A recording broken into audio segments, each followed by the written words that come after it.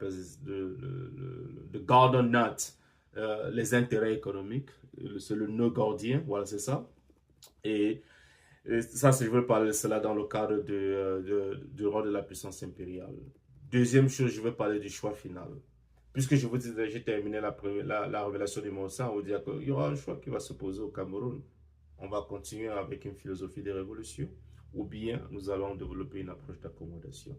Voilà les deux formes de rupture qui s'imposent à nous. Il va falloir une rupture. Voilà les deux formes de rupture qui s'imposent.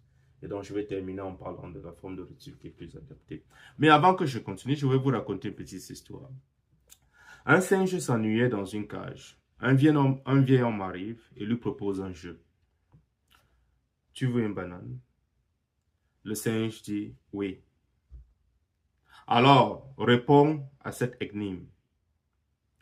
Qu'est-ce qui est grand, gras, corrompu et qui promet le bonheur sans jamais y arriver?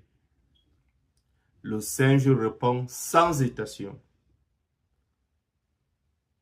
Le gouvernement. L'homme lui donne la banane. Le jour suivant, l'homme revient et demande. Nouvelle énigme.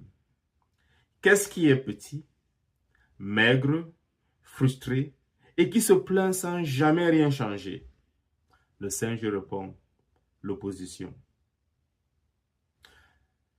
Le singe regarde l'homme et demande. Maintenant, j'en ai une pour toi. Qu'est-ce qui est grand, gras, corrompu et qui continue de donner des énigmes alors que la cage est ouverte?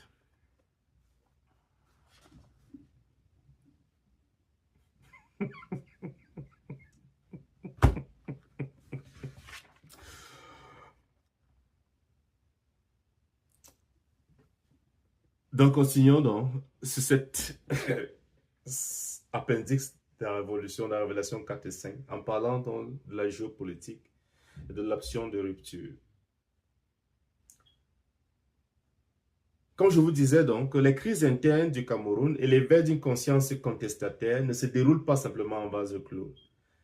La dynamique qui est en train de s'engager actuellement là, et qui est probablement et sans doute largement modulée par les influences des puissances étrangères, notamment la France, qui est l'ancienne autre puissance coloniale, et la résilience du commandement à s'adapter superficiellement,